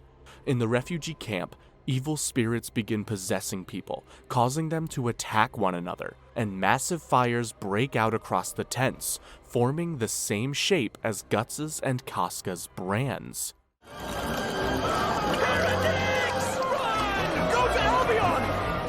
Mazgus plucks Isidoro off his back. He then swoops down and uses his fire breath to drive back the demons. He commands everyone to bow before him and the power God has granted him. He blames everything happening on Casca and says as soon as they burn her at the stake, everything will be just fine. Which, technically, he might not be wrong about. Everyone kneels to Mazgus. Say what you will about this sadistic monster, but he does know how to work a crowd. Guts looks out at a scene horribly similar to the Eclipse from years before. He sees Casca being placed onto a pyre and races towards her to prevent history from repeating itself. In the next episode, the Egg of the Perfect World climbs the Tower of Conviction, excited to reach the top to be reborn into Griffith's physical body. As it ascends, the egg encounters the demon baby asleep and puts the child into its mouth. That's bad. I really don't have any idea. Guts sees the Apostle climbing the tower and wants to stop it, but first, he's got a more pressing issue. As crazed townsfolk begin throwing torches at Casca, Isidoro uses a makeshift bungee jump to dive down and save her. Ooh, okay, I kinda love this kid now. Father Mazgus swoops towards them, but Guts leaps down and impales the priest with the dragon slayer. Mazgus only gets angrier and transforms into a giant stone creature with skin too tough for even the dragon slayer. That just means he needs to get a little more creative. He shoves his greatsword in Mazgus's mouth and throws a dagger in his eye. I love that he's not just a complete berserker. Guts is a real trickster too. Isidoro, Puck, and Jerome are holding their own as well, and they team up to kill Mazgus's 2 remaining inquisitors. Father Mazgus is enraged by his plan falling apart and pounds Guts with a flurry of blows. Just as he's about to launch a fatal flame breath attack, the sly dog Guts reveals that he let himself get hit to plant a mini-bomb inside a crack on Mazgus's armor, blowing the bastard to bits. When you see God, tell him this. Leave me the hell alone! God damn, that's a cold line! Unfortunately, as horribly evil as Mazgus was, he wasn't really wrong. Casca is still alive, and the giant corpse blob continues expanding and slaughtering innocent people. The fleeing refugees shout up to Isidoro and Jerome and beg them to kill Casca. But they're not even thinking about it now that Guts has finally reunited with his girl. As the egg nears the top of the tower and the blob consumes everything, Guts and his party, along with Farnese and Serpico, all light torches to keep the monster at bay until sunrise. Guts vows that this time, he will protect them all. The season finale kicks off with Nina, who decided that everything happening up on the castle wall was too scary for her, and she jumped down below. She's not the bravest or the brightest. She's about to get run over by a stampede of fleeing citizens, but she is saved by Luca at the last second. Okay, Luca is honestly way too good for this terrible world. She seals Nina in a barrel and defends it with her body as the blob approaches. The blob forms a massive hand that shoots into the sky, toppling the Tower of Conviction and clutching the Egg Apostle in its massive grip. The egg cracks, and the demon baby within it begins to grow into a young man with white hair. The brand on Guts' neck begins searing with pain, and he instantly knows that his mortal enemy is back. Finally, the day breaks and the sunlight burns away the evil spirits. The whole group has managed to survive, even Luca, who hid herself in a well.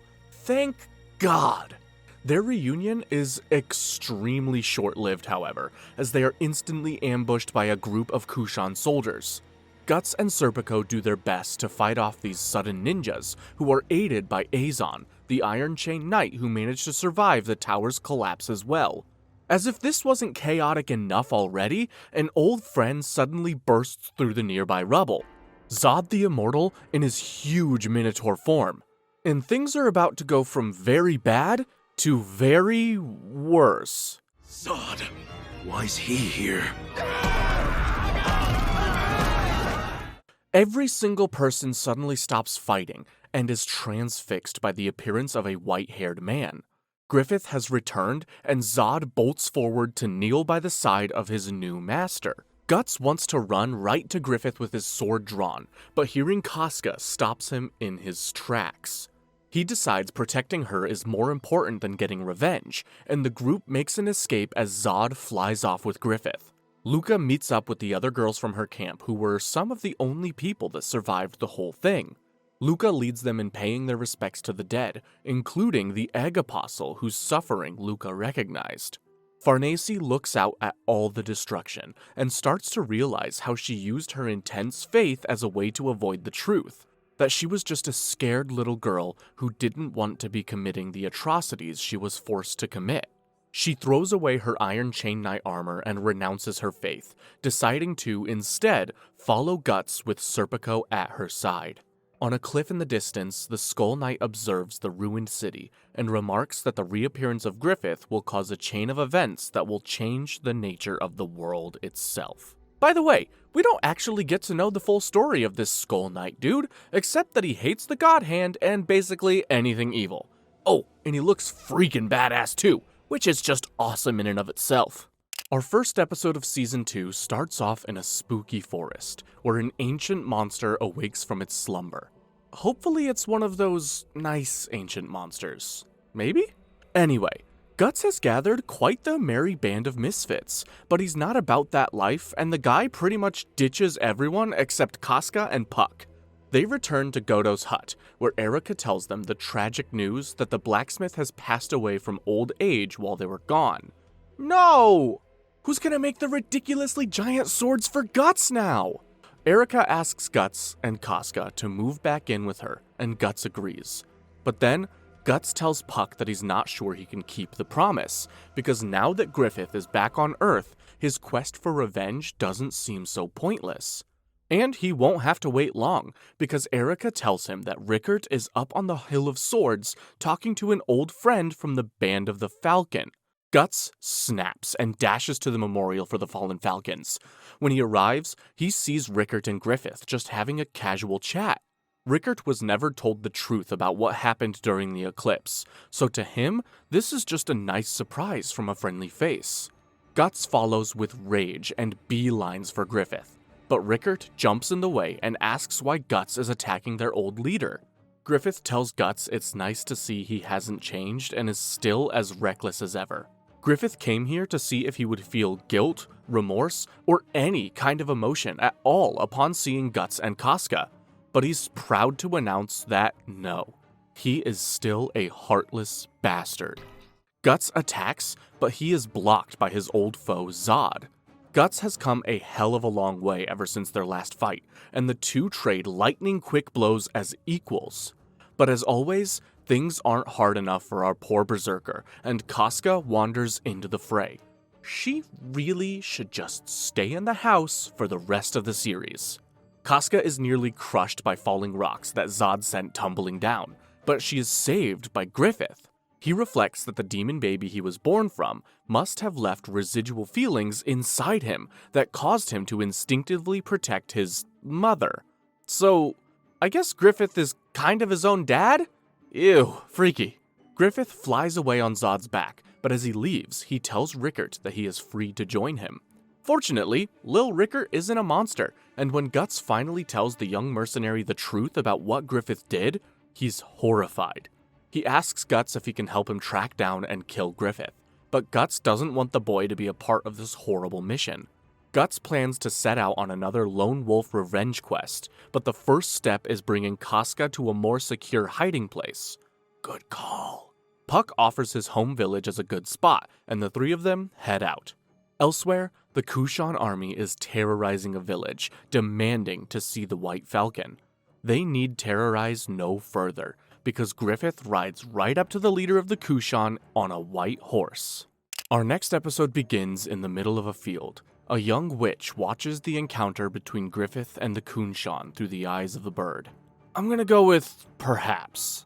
As they make camp for the night, Puck tells Guts about his homeland of Elfhelm, a beautiful, utopian elven paradise. Hard to believe that such a place could exist in this depressing-ass world. At night, Guts and Casca's brands continue to attract evil spirits that Guts must fight off all night. One of the spirits, a ghostly hound, tries to goad Guts into killing Casca so he can head back to what he really loves, seeking bloody vengeance. Guts isn't even tempted at all, and just keeps throwing knives at the spirits. Meanwhile, Farnese and Serpico are also out on a road seeking to rejoin Guts, and we learn a little bit more about their backstories. At first, Serpico was a poor child living in the slums of the holy city of Britannis. One day, he learned that he was the illegitimate son of an important nobleman. He met with his biological father, who agreed to grant Serpico nobility status as long as he kept things hush-hush on the whole illegitimate child thing. Serpico became Farnese's personal bodyguard, and the two half-siblings grew very close. Maybe a little too close. One day, Farnese was told that she is going to be married off to some douchey noble boy, and she went completely insane. First, she tried to seduce Serpico, and when he rejected her because they have the same dad, she burned their mansion to the ground. I wouldn't want to marry a stranger either, but damn, girl! I can't do it. I can't survive outside of this place. But if you were to take me from here, Serpico, we could run away. Realizing that her talents were more in the burning people alive category, her father appointed her to lead the Holy Iron Chain Knights. Serpico wasn't a fan of all of the heretic killing, but he stuck by his half-sister's side the whole way through. It doesn't really excuse all the horrific things they did, but hell. Guts manages to fend off the spirits until morning, but the confused Casca sees an enraged Guts and becomes terrified of him. When the exhausted Guts stops for a well-earned nap, she makes her escape. Are you serious? Just handcuff yourself to this slippery woman already. Casca runs right into a couple of scumbag bandits, and god damn it, they immediately begin to essay her. Fortunately this time, Guts doesn't have to save the day, because when he gets there, he finds that Casca has killed the two bandits all on her own. That's what I like to see. Is Casca starting to get back some of her old self finally? Well, she attacks Guts too as soon as he gets there, but progress is progress. After this, Farnese, Serpico, and my main man Isidoro have all caught up with their hero, the Black Swordsman. Farnese kneels at his side and asks if he will permit them to accompany him. Come on, Guts, you were born to lead. And to kill. A lot. But also to lead. We are back with Griffith in episode 3, and the Falcon of Light just strolls right up to the Kushan commander and skewers him. Kushan archers launch a volley of arrows at Griffith, but somehow every single one misses the mark.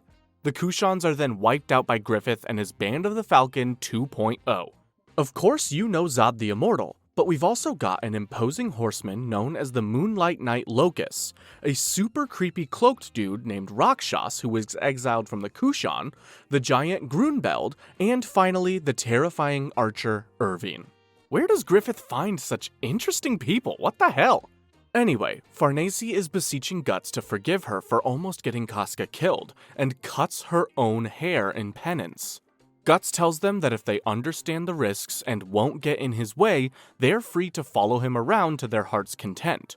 This band might not be anywhere close to Griffith's team in terms of raw power, but I tell you what, they've got a lot more heart.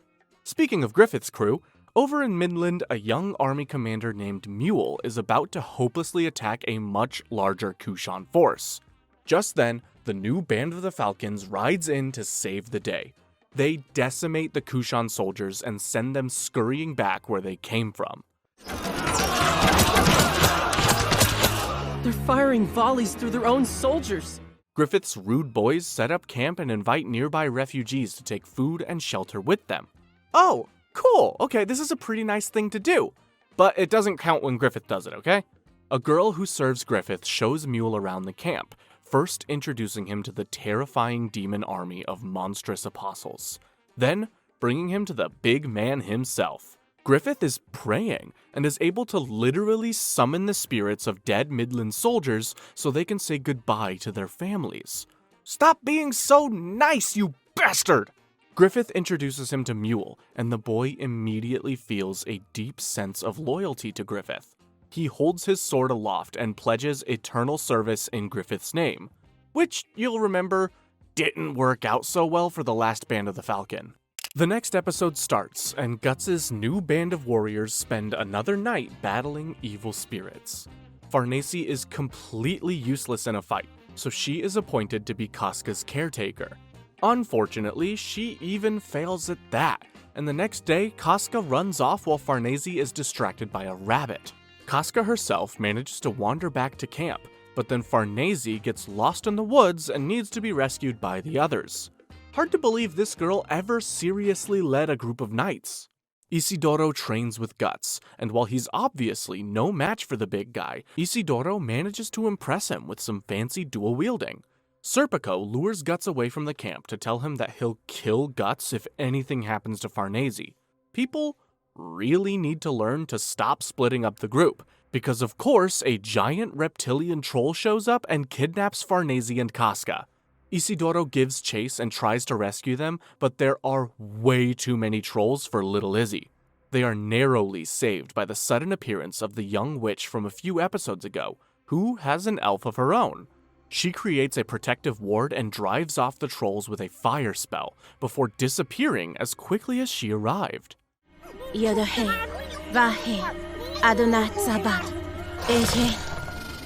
When Guts and Serpico come back, they find it a little hard to believe that the group encountered trolls and a witch.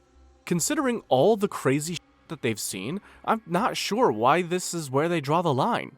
As they continue to travel, the group encounters an injured old man named Morgan. He tells them his village was also attacked by trolls, and he is searching for the witch's house to ask her for help. They soon find her sick tree mansion, but the witch's automatic defenses are activated and massive elemental golems form in front of them. Guts fights them off until the witch commands them all to stop and invites the squad into her home. The witch introduces herself as Shirka, but she is just an apprentice. Also living in the house is her master, an elderly woman named Flora. She smiles warmly at the group and tells Guts and Casca they are the branded pair she has been awaiting for a long time. In episode 5, the first order of business this witch has to deal with is the old guy whose village is being trolled. Flora says she is near the end of her life and no longer has the strength to leave her house, but Shirka will go in her place to fight off the trolls. Flora asks Guts' party to help her and promises that if they do, she will cast a magic spell to protect them from evil spirits. The idea of not having to spend every night tirelessly battling demons is pretty tempting, and Guts agrees right away. Before they leave, Flora and Shirka explain a little more about just how this world works. Apparently, all of existence is split into 3 planes. The physical plane, where they all reside, the astral plane, where supernatural beings like the God Hand live, and the realm of ideas, where all existence originated from. There used to be no barrier between the physical and astral planes, until the Church of the Holy See began spreading its doctrine and divided the two. Witches like Flora and Shirka push back against this division and explore a connection to the astral plane. Guts shows Flora the lifeless Beirit he's been carrying around all this time. She tells him that it is an evil object that will do him no good, and advises him to throw it away as soon as possible. He told me that branded ones would be passing through the forest, guided by wee wings. He asked me to do what I could to aid them on their journey. He asks if she has more information on the God Hand, but all she knows is they used to be human and they served a superior being who is shrouded in mystery. Just for good measure, Flora gives a couple of magic goodies to the party, a talisman that will prevent evil spirits from attacking for a few days, magic ointment that can increase sensitivity to the astral plane, and elemental weapons and armor. Isidoro gets a sick flame dagger, and Serpico gets a cloak and feather sword imbued with the wind spirits. Who would have thought this nice old lady had so much badass loot? She tries to give Guts a magic axe, but he turns it down. He's already got all the steel he needs. Armed with their new weapons and knowledge, the party sets off to rescue the people of Enoch Village. The next episode starts, and Guts' band reaches the village right after another troll attack. But not everyone is excited about the arrival of outsiders. A local priest of the Holy See rejects the group, and says the troll attacks are a test from God that can only be overcome by prayer. Guts convinces the priest to let them stay by telling him Casca is a religious pilgrim looking for a cure to her addled mind. He can be so damn crafty when he wants to. Shirka gives a strand of her hair to each member of the band, which will allow them all to communicate with each other through telepathy. Lil Izzy is upset that a girl who seems to be his own age is proving herself to be much more useful than him, and he runs off to practice his sword swings. Isidoro, you will always be my number one. Not long after, two watchmen see a massive horde of trolls swarming the village and sound the alarm. The townsfolk all hurry to shelter themselves inside the village church, while Serpico and Isidoro fight off the trolls. They're here. The trolls are here! To the church! But soon, they are surrounded along with Casca and Farnese. The jerk of a priest brags that he was right and these travelers aren't helpful. Thankfully though, Guts shuts him right up by carving a bloody path through the trolls. Shirka climbs onto the church roof and starts chanting a spell that will protect the village, but the priest is determined to mess everything up and tries to interrupt her incantation. The trolls just keep coming and swarm into the church. Isidoro is nearly killed by a troll, but is saved by Old Man Morgan, who takes the blow for him. Right as they're about to be completely overrun, Shirka finishes the ritual. A glowing elemental spirit appears that heals Morgan and burns all the trolls into ash. In the following episode, their relief is short-lived, as the village is immediately attacked by two much tougher beasts. A gargantuan troll and a kelpie that fires deadly water blasts. Shirka needs more time to prepare for another spell, and Guts is more than happy to oblige. He battles the ogre while Serpico takes on the water horse. Once again, we see pretty much the same thing as the last episode. They're being overwhelmed, Serpico is wounded, and just in the nick of time, Shirka finishes her spell. Blah, blah, blah, blah, blah, blah, blah. Can we get back to hunting Griffith soon? This time, Shirka goes for something with a little bit more flair to it, and allows herself to be possessed by the village's guardian spirit, the Lady of the Depths. She summons a massive tidal wave that floods the village and washes away the monsters. It's super effective! Shirka's connection to the spirit world is too powerful. Unfortunately, that also means she is unable to stop the spell, but Farnese snaps her out of it by rhythmically tapping a stick on the ground. I gotta say, all this magic stuff is a lot less interesting to me than a huge guy swinging a giant sword around.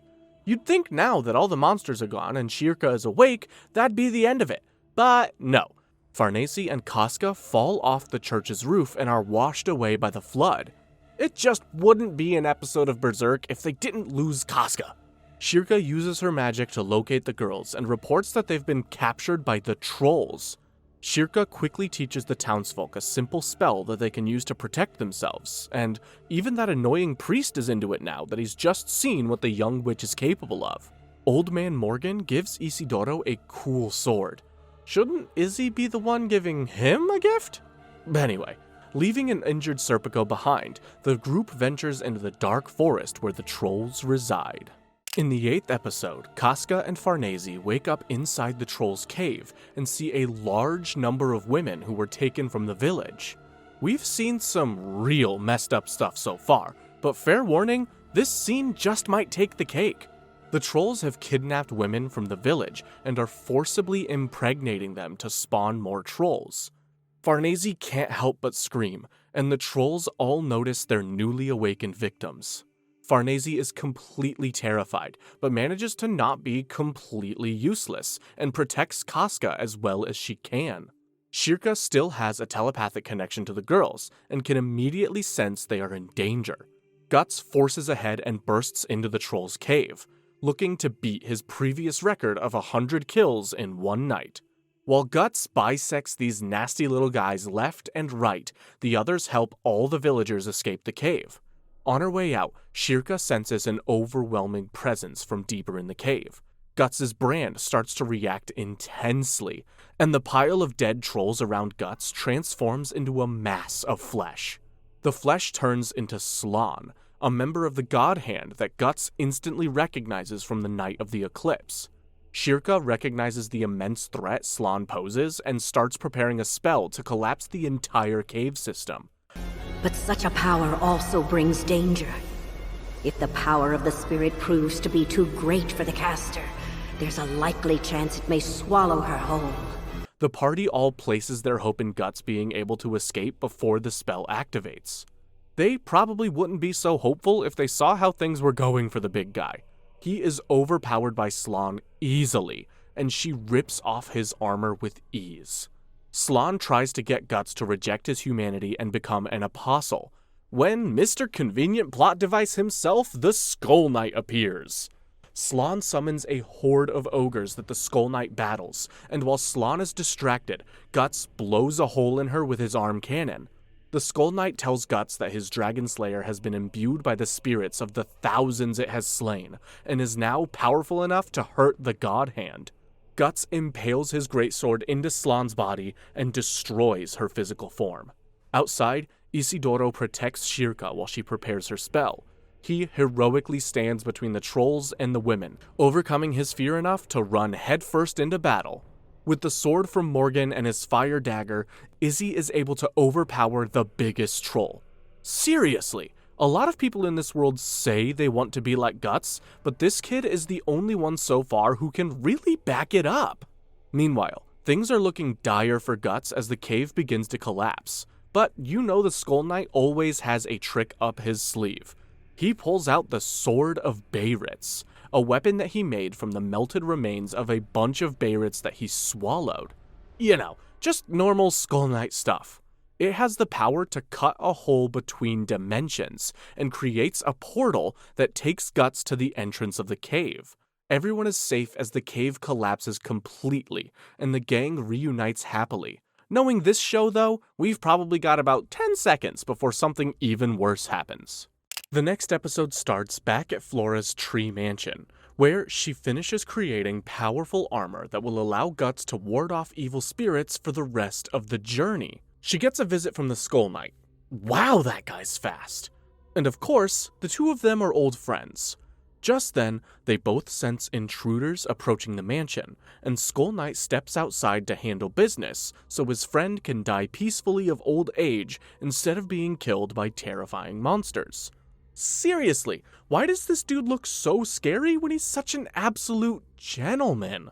On their way back to Enoch Village, Guts suddenly collapses, and Shirka diagnoses that the battle with Slan left a deep wound on Guts' soul. They don't even know that Guts fought one of the God Hand, and Shirka is shocked when Guts tells her he was able to wound one. Shirka then senses that the mansion is under attack, and Guts' brand tells him it's the work of apostles. They arrive to find the tree mansion engulfed in flames, and Shirka rushes in to check on her master. Guts tells Isidoro and Serpico to stop her while he attacks the apostle army responsible. He and the Skull Knight face off against this terrible group led by none other than Zod. The giant Grunbeld is there too, and he announces that he is now a commander in the band of the Falcon, who are here on Griffith's orders. Now, hearing this monster claim that he is a member of the Falcons doesn't sit too well with old Gutsy. Why are you here? I have incredibly deep ties with the mistress of this mansion. Deep ties? He lunges at Grunbeld while the Skull Knight starts fighting Zod. Inside the mansion, Flora telepathically tells Shirka that it is too late to save her, and Shirka, Izzy, and Serpico need to bring the finished armor to Guts. Flora has accepted her fate and says that for magic users like her, death is not the end.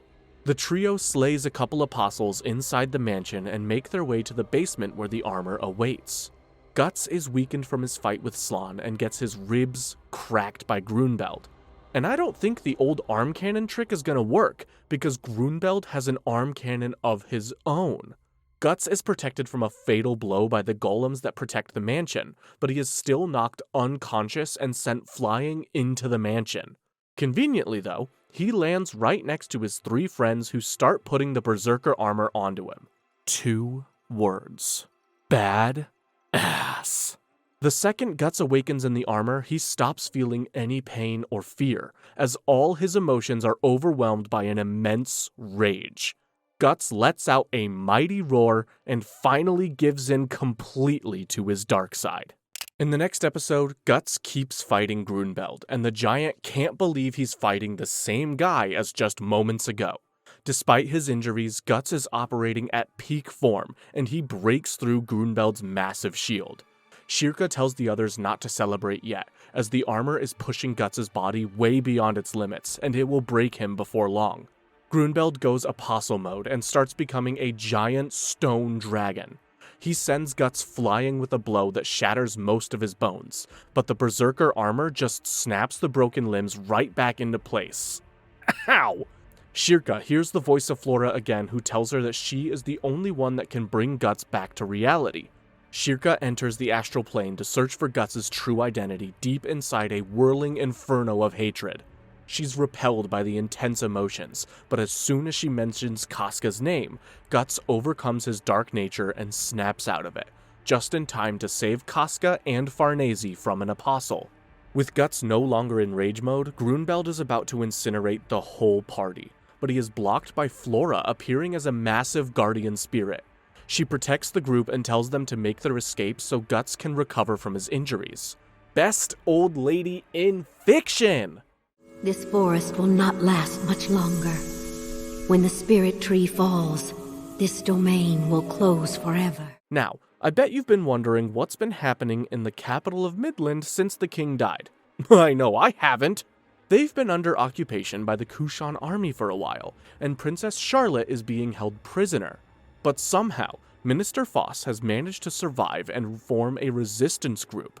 Looks like that conniving little twerp really stepped up for his kingdom when it mattered most. The resistance fighters are attacked by alligator monsters controlled by the Kushan, but are saved by Irving and Locust from Griffith's new Falcons. They tell the rebels to hide, because Griffith is on his way to liberate the kingdom. Our next episode starts with the squad recuperating in a cozy house they found, and Guts heals quickly thanks to some magic ointment. They plan to continue traveling towards Puck's home of Elfhelm, an island not visible on any map. It's also home to a powerful fairy king who might even be able to fix Casca's broken mental state. Farnese asks Shirka to train her in the ways of magic so she isn't quite as useless. Shirka says for most people it would be impossible, but Farnese has seen so much crazy spirit world nonsense at this point that she might have a strong enough connection to the astral plane. Relax, Serpico. You don't want your half-sister to be useless her whole life, do you? Outside, while Guts is doing his best to comfort Shirka over the death of her master, they get another visit from the Skull Knight. He warns Guts that if he keeps using the Berserker armor, he will slowly lose all the human parts of himself. Guts has a brilliant plan though. He's going to keep using the armor and worry about the consequences later. A master tactician! The debt I owe you has been increasing lately. Well, that's nothing new, I suppose. But thank you. Later, the group is attacked by the Kushan alligator monsters. Guts dons his Berserker armor again, but tries to focus on only drawing the minimum amount of power while keeping his sanity. Serpico finds and slays the Kushans controlling the monsters, but their spirits all combine to create an enormous fish monster. Guts is then forced to draw out the full power of the Berserker armor, destroying his body again. Just like before, he's barely able to restrain himself, but thanks to the power of his personal bonds, they all live to fight another day. Our last episode is finally here. And if you thought the last two season finales were crazy, well, get ready to be disappointed. Sorry. On their way to Elfhelm, the party comes across Farnese's and Serpico's hometown, the holy city of Vritannis. They decide to check it out, and Shirka is stared out by everyone for dressing like a witch, causing her to run off from the group. She comes across Sonia, the young girl that serves Griffith. Sonia is excited to meet a witch, and the two girls bond over being outcast from society. They see a group of pirates taking a group of Kushan children to be sold as slaves, and with some help from Isidoro, they beat down the scummy pirates and free the innocent children. Sonia asks Shirka to join her boss without mentioning the important fact that her boss is probably the destroyer of the world. Oops! Shirka declines and says she wants to stay with Guts, but she is then hit by a sudden vision of Vritannis burning. Then, the party spends the night in a rowdy tavern, and even though they are surrounded by brutes and depravity, they are glad they are at least surrounded by friends. So that brings us to the end of the entire anime adaptation of Berserk. So far.